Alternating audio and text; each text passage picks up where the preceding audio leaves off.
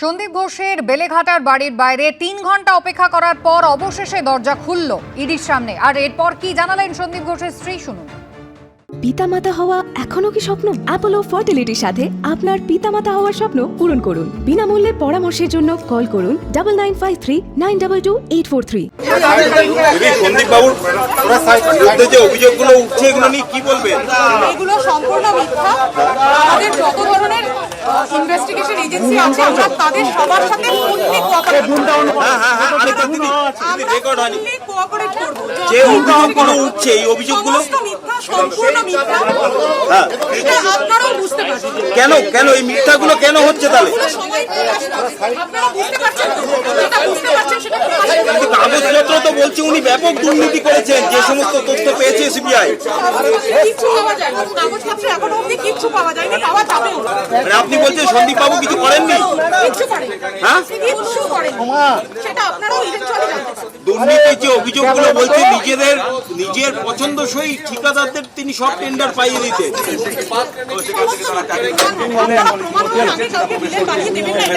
দেখো, প্রায় 3 ঘন্টা পর ইডি আধিকারিকরা কিন্তু আজকে সন্দীপ ঘোষের বাড়িতে ঢুকতে পারলেন। আমরা জানি সকাল 6:40 নাগাদ ইডি আধিকারিকরা বেলেঘাটায় সন্দীপ ঘোষের এই বাড়িতে এসে পৌঁছে গিয়েছিলেন, কিন্তু বাড়ি বাইরে থেকে তালা বন্ধ ছিল।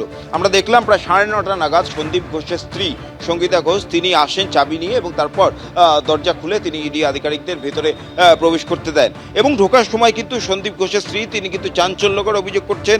তার যেটা দাবি যে সমস্ত অভিযোগগুলি উঠছে সন্দীপ ঘোষের বিরুদ্ধে সেই সমস্ত অভিযোগ মিথ্যা, কোনো তথ্য প্রমাণ পাওয়া যায়নি এবং সময় আসলে সব কিন্তু স্পষ্টভাবে প্রকাশ পাবে। কিন্তু যে সমস্ত অভিযোগ এখনো পর্যন্ত পাওয়া গিয়েছে এবং সেই সমস্ত অভিযোগ এবং তথ্য প্রমাণের ভিত্তিতে কিন্তু সিবিআই ইতিমধ্যেই সন্দীপ ঘোষকে গ্রেপ্তার করেছে। আমরা জানি এইবার ইডি এই মামলার তদন্তভার নিয়েছে। মূলত ইডি যেটা জানার চেষ্টা করছে যে অভিযোগ সন্দীপ ঘোষের বিরুদ্ধে আরজি কর থেকে দুর্নীতি করে একটা বড় অঙ্কের টাকা তিনি কিন্তু আত্মসাৎ করেছেন, সেই টাকা কোথায় গিয়েছে। এবং শুধু তাই নয়, সন্দীপ ঘোষ ছাড়াও এই ঘটনায় আর কারা বেনিফিশিয়ারি রয়েছে, অর্থাৎ সন্দীপ ঘোষের উপরে কারা রয়েছে, সন্দীপ ঘোষ একাই বেনিফিশিয়ারি নাকি আরও উপরের কোনো মাথা রয়েছে যারা এখান থেকে লাভবান হয়েছেন, এই বিষয়গুলি জানার চেষ্টা হচ্ছে। তার পাশাপাশি তুমি জানো একেবারে পুঙ্খানুপুঙ্খভাবে কিন্তু ইডি আধিকারিকরা এই ঘটনার তদন্ত শুরু করেছে। ইতিমধ্যেই সিবিআই থেকে আমরা জানতে পেরেছি যে সন্দীপ ঘোষ যে দুর্নীতি চালাতো তার বিরুদ্ধে যে অভিযোগ ছিল যে আরজি কর হাসপাতালের সমস্ত ঠিকাদারির টেন্ডার তিনি তার পছন্দের 2 ঠিকাদারকে দিতেন। ইতিমধ্যে সিবিআই কিন্তু সুমন হাজরা এবং বিপ্লব সিংহ নামে সেই 2 ঠিকাদারকে গ্রেপ্তার করেছে।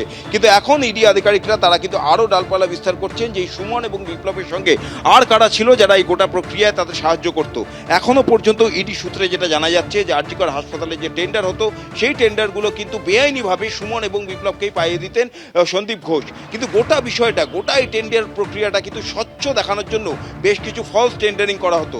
অর্থাৎ যে টেন্ডার পড়তো সেখানে কিন্তু একাধিক ব্যক্তি টেন্ডার দিতেন, কিন্তু সেখানেই মজার বিষয় যে ব্যক্তিরা এই বিপ্লব এবং সুমন হাজরা ছাড়াও যারা টেন্ডার জমা দিতেন তারা কিন্তু আদতে এই বিপ্লব এবং সুমনেরই লোক। তেমনই একজনের বাড়িতে আজকে সকালে ইডি আধিকারিকরা গিয়েছেন যার নাম কৌশিক কোলে, এবং এই কৌশিক কোলের নামে করুণাময়ী ট্রেডার্স নামে একটি সংস্থা রয়েছে। এবং যেটা ইডি সূত্রে জানা যাচ্ছে কৌশিক বিপ্লব সিংহের হিসাব দেখতেন, তার পাশাপাশি করুণাময়ী ট্রেডার্স নামে এই সংস্থার মাধ্যমে তিনি কিন্তু ফলস টেন্ডারিং করতেন। অর্থাৎ আরজি কর হাসপাতালে যখন টেন্ডার ডাকা হতো বিপ্লব সিংহ টেন্ডার দিতেন এবং বেশ কয়েকজন ফলস টেন্ডারিং করতো, অর্থাৎ বেশি কোটেশন দিয়ে সেখানে টেন্ডার দিত। স্বাভাবিকভাবেই বিপ্লব সিংহের টেন্ডার তাতে কোটেশন কম থাকার তাকেই কিন্তু সেই বরাত পাইয়ে দেওয়া হতো। অর্থাৎ বেআইনি এই কাজটাকে আইনি রূপ দেওয়ার জন্য কিন্তু এই ধরনের বেশ কিছু মানুষকে ব্যবহার করা হয়েছে যারা ফলস টেন্ডারিং করতো। এখন তাদের খোঁজেও কিন্তু ইডি তল্লাশি চালাচ্ছে। ইতিমধ্যেই কৌশিক কোলের বাড়িতে কিন্তু তারা তল্লাশি অভিযান চালাচ্ছেন এবং এখনও ওই সাঁকরাই থানা এলাকায় যেখানে বিপ্লব এবং সুমনের বাড়ি সেখানে আরও বেশ কয়েকজন রয়েছে যারাও কিন্তু ইতিমধ্যেই ইডির স্ক্যানারে রয়েছে। একেবারেই ব্রতদীপ, ধন্যবাদ। অর্থাৎ ইডি তল্লাশি কিন্তু একযোগে চলছে এখনো মোট 4টি জায়গায়।